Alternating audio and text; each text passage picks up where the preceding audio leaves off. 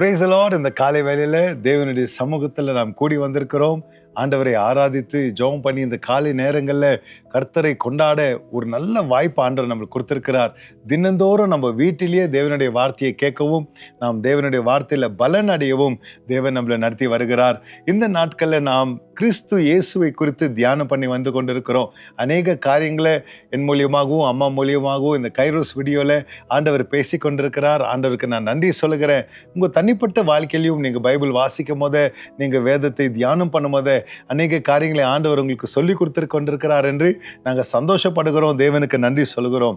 நாம் கிறிஸ்து இயேசுடைய மனதை குறித்து நாம் பார்த்து வருகிறோம். அப்போஸ்தலனாகிய பவுல் பிலிப்பியர் 2வது அதிகாரத்தில் நம்மளுக்கு கொடுத்த கட்டளையை நாம் பார்க்கிறோம். 5வது வசனத்தில் கிறிஸ்து இயேசுக்குள்ளாக இருக்கிற அதே மனம் நமக்குள்ளாக இருக்க வேண்டும் என்று அவர் கொடுத்த கட்டளையை நாம் பார்க்கிறோம். கிறிஸ்து இயேசுடைய மனம் நமக்குள்ள இருக்க பரிசுத்த ஆவியானவர் நம்மளுக்கு ஞானத்தை கொடுத்து போதித்து வழி நடத்துகிறவராக இருக்கிறார். போன வீடியோவில் நாம் ஒரு 4 காரியங்களை கிறிஸ்துவுடைய மனதை குறித்து நாம் பார்த்தோம். இன்றைக்கு நாம் தொடர்ச்சியாக பார்க்க போகிறோம். அதுல முதலாவது லூக்கா 6வது அதிகாரம் 12வது வசனத்தை நாம் வாசிப்போம். அந்நாட்களிலே அவர் ஜெபம் பண்ணும்படி ஒரு மலையின் மேல் ஏறி முழுவதும் தேவனை நோக்கி ஜெபம் பண்ணி கொண்டிருந்தார். கிறிஸ்து இயேசுடைய வாழ்க்கையை நாம் பார்க்கும் போதே, அவருடைய மனதை நாம் பார்க்கும் போதே ஜபிக்கிற ஒரு மனம் கிறிஸ்துவுக்கு இருந்தது. அவர் என்ன சூழ்நிலைமை வந்தாலும் ஜபத்துக்கு முக்கியத்துவத்தை கொடுத்தவர் கிறிஸ்து இயேசுவாக இருக்கிறார். எவ்வளோ பிஸியா இயேசு கிறிஸ்து இருந்தாலும், எவ்வளோ அலுவல்கள் இருந்தாலும், எவ்வளோ மினிஸ்ட்ரி இருந்தாலும், அந்த நேரம் ஜப நேரம் வரும்போதே கிறிஸ்து இயேசு தனித்து போய் தேவனோட சஞ்சரித்தார் என்று நாம் பார்க்கிறோம். இந்த மனம் நமக்குள்ள இருக்க வேண்டும். அநேக வசனங்களை நாம் பார்க்கிறோம். லூக்கா 5வது அதிகாரம் 16வது வசனத்துல நாம் பார்க்கிறோம்.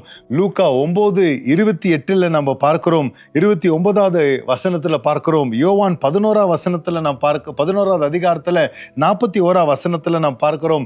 யோவான் 17:1 நாம் பார்க்கிறோம். நிறைய ஜபங்களை நம்ம பார்க்க முடியும். வேத வசனத்துல புதிய ஏற்பாட்டுல நீங்க தரட்டி பார்த்தீங்கன்னா எபிரேயர் 5வது அதிகாரம் 7வது வசனத்துல 9வது வசனம் மட்டும் இயேசு கிறிஸ்துடைய ஜபத்தை குறித்து நிறைய விஷயங்களை நாம் கற்றுக்கொள்கிறோம். அவருடைய மனப்பான்மை எப்படி இருந்துச்சு பாருங்களேன். என்ன நேரமா இருந்தாலும், எவ்வளவு வேலையா இருந்தாலும் பிதாவோட நேரத்தை செலவழிக்க வேண்டும். இயேசுடைய மனப்பான்மையில ஜபத்தை நாம் பார்க்கிறோம். அடுத்தது யோவான் 11வது அதிகாரம் 33வது வசனத்திலிருந்து 35வது வசனம் மட்டும் இன்னொரு மனப்பான்மையை நம்ம பார்க்கிறோம். அவள் அழுகிறதையும் அவளோட கூட யூதர்கள் அழுகிறதையும் இயேசு கண்டபோது ஆவியிலே கலங்கி துயரமடைந்து, அவனை எங்கே வைத்தீர்கள் என்றார். ஆண்டவரே, வந்து பாரும் என்றார்கள். இயேசு கண்ணீர் விட்டார். ஹல்லேலூயா. இயேசுவுடைய இருதயத்தை நாம் பார்க்கிறோம்.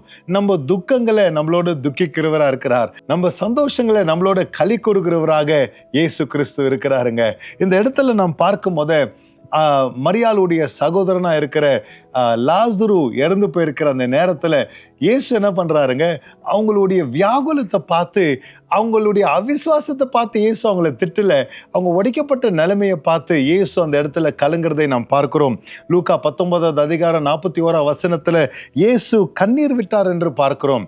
எபிரேயர் 4வது அதிகாரம் 15வது வசனத்தில் நாம் பார்க்கிறோம்.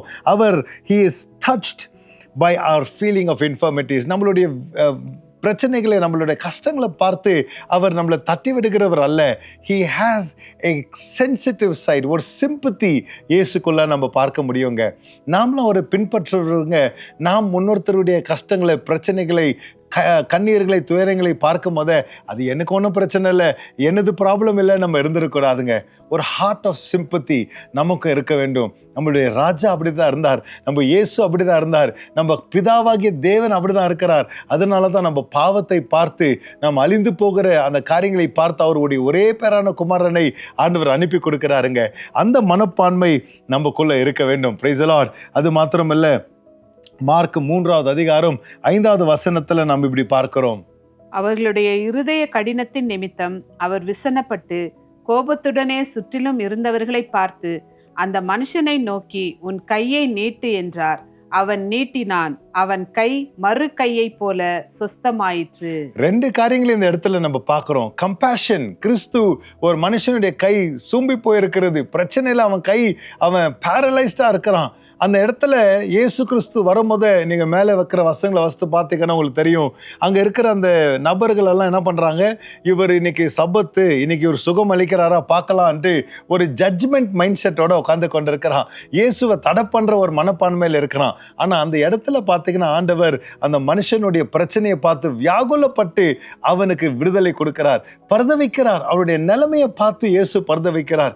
அந்த கலாச்சாரம் அந்த சுகத்துக்கு அந்த ஹீலிங்க்கு விரோதமா யோசித்தாலும் செயல்பட்டாலும் இயேசு என்ன பண்ணுகிறாருங்க, அந்த கஷ்டப்பட்டு இருக்கிறவனை துணிஞ்சு போய் அவனை மேலே தூக்கிட்டு வருகிற ஒரு மனப்பான்மையை நம்ம பார்க்கிறோங்க.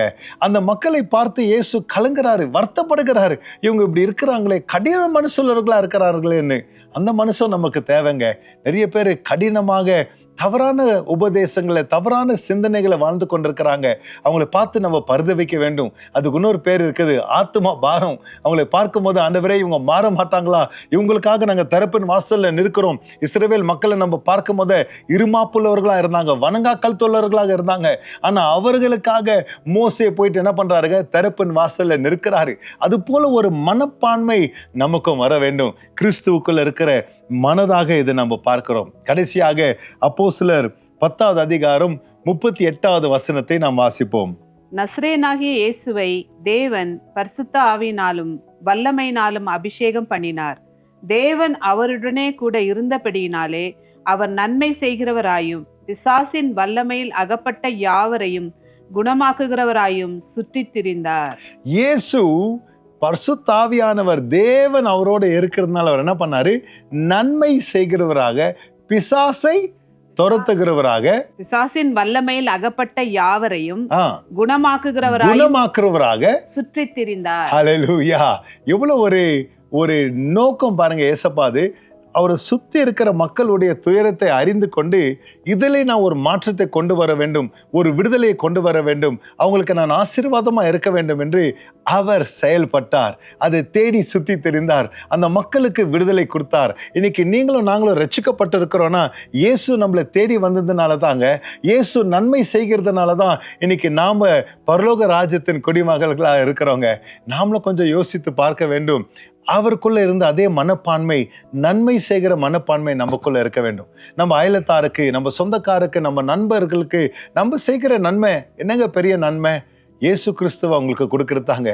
நித்திய வாழ்வின் நம்பிக்கை அவங்களும் பெற்றுக்கொள்ள நம்ம செயல்படுகிறோம் இல்லையா, இந்த சுவிசேஷத்தை கொண்டு போகிறோம் இல்லையா, இது நன்மை செய்கிற ஒரு குணாதிசயம். அவர்களை அந்த இருள விட்டு அவங்க எப்படின்னா போட்டோம் நம்ம போயிட்டா நம்ம உள்ளத்துல இருள் இருக்குதுங்க. நம்ம சுத்தி இருக்கிற மக்களுக்கு இயேசு கிறிஸ்து நம்ம கொண்டு போகிறது தான் நம்ம அவங்களுக்கு செய்கிற பெரிய நன்மைங்க. அவங்களுக்கு எப்படின்னா போட்டோம், நம்ம என்னத்துக்கு அவங்க வழியில போகணும், நம்ம ஏன் அவங்க விஷயத்துல தலையிடணும்ட்டு நம்ம இருந்தோம்னா நம்ம உள்ளத்திலையும் இருள் இருக்குதுன்னு அர்த்தங்க. நாம் நன்மை பெற்றவர்கள், நமக்கு இயேசு நன்மை செய்ததுனால நாம் இன்றைக்கு பிசாசு கிட்ட அகப்பெறாம, பிசாசின் வல்லமை கீழே நாம சிக்கிக்கொள்ளாம இன்னைக்கு இயேசுவின் விடுதலை நம்ம வாழ்ந்து கொண்டிருக்கிறோம். அதே மனப்பான்மை நமக்குள்ள, கிறிஸ்துவுக்குள்ள இருந்த மனப்பான்மை நமக்குள்ள இருக்க வேண்டும்.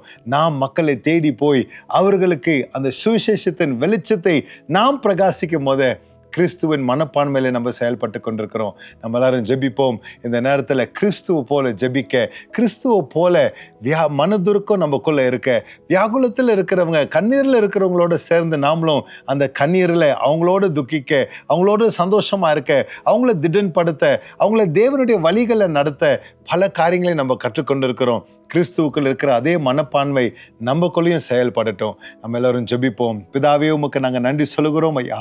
ஆண்டவரே, கிறிஸ்துவின் மனப்பான்மை எங்களுக்குள்ள உண்டாக எங்களை நாங்கள் ஒப்பு கொடுக்கிறோம். ஆண்டவரே, நீர் இந்த உலகத்தில் வாழும் போத அநேக காரியங்களை எங்களுக்கு நீங்கள் சொல்லி கொடுத்தீங்க. ஆண்டவரே, உங்கள் மனதில் இருக்கிற காரியங்களை நாங்களும் புரிந்து கொண்டு அதன் பிரகாரம் செயல்பட எங்களை நாங்கள் ஒப்பு கொடுக்கிறோம். நீர் ஜெபித்த விதத்தில் நாங்கள் ஜெபிக்க, நீர் மக்களுக்கோட போய் இருந்து அவங்களுக்கு எப்படியெல்லாம் நீர் ஆண்டவரே துயரத்தில் உதவி செய்து அவங்கள திடப்படுத்தி அவங்கள ஆண்டவரே உம்முடைய ராஜ்யத்துக்குள்ளாக நீர் நடத்தினீரோ அதே மன துருக்கமோ ஆத்மா பாரமோ எங்களுக்குள்ளவும் இன்னைக்கு வரட்டும் அப்பா. ஆண்டவரே, நீர் நல்லது செய்து சுத்தி தெரிந்தீர் என்று நாங்கள் அப்போஸ்தலர் 10:38 வாசித்தது போல நாங்களும் நல்லது செய்கிறவர்களாக, உமக்காக செயல்படுகிறவர்களாக, ஒரு நாளும் கிறிஸ்துவின் மனப்பான்மையை சுமந்து கொண்டு உமக்காக உம்முடைய ஊழியத்தை செய்ய எங்களை பலப்படுத்துங்கப்பா. இந்த நாள் எங்களை உங்க கருத்துல ஒப்பு கொடுக்கிறோம். இந்த நாள் முழுவதுமாக உங்களுடைய பிரதிநிதிகளாக செயல்பட எங்களுக்கு உதவி செய்யுங்கப்பா. உமக்கே துதிகன மகிமை செலுத்துக்கிறோம் ஆண்டவரே. பார்த்து கொண்டிருக்கிற உங்களுடைய பிள்ளைகள் எல்லாரையும் நீங்க ஆசீர்வதிங்க. தெய்வ வல்லமை அவங்க மேல தங்கி இருக்கட்டும். உங்களுடைய வழி நடத்துதல் அவங்களோட இருக்கட்டும். இயேசு மூலம் ஜெபிக்கிறேன் ஜீவனுள்ள நல்ல பிதாவே. ஆமென், ஆமென். கர்த்தர் உங்களை ஆசீர்வதிப்பாராக, உங்களோடு இருப்பாராக.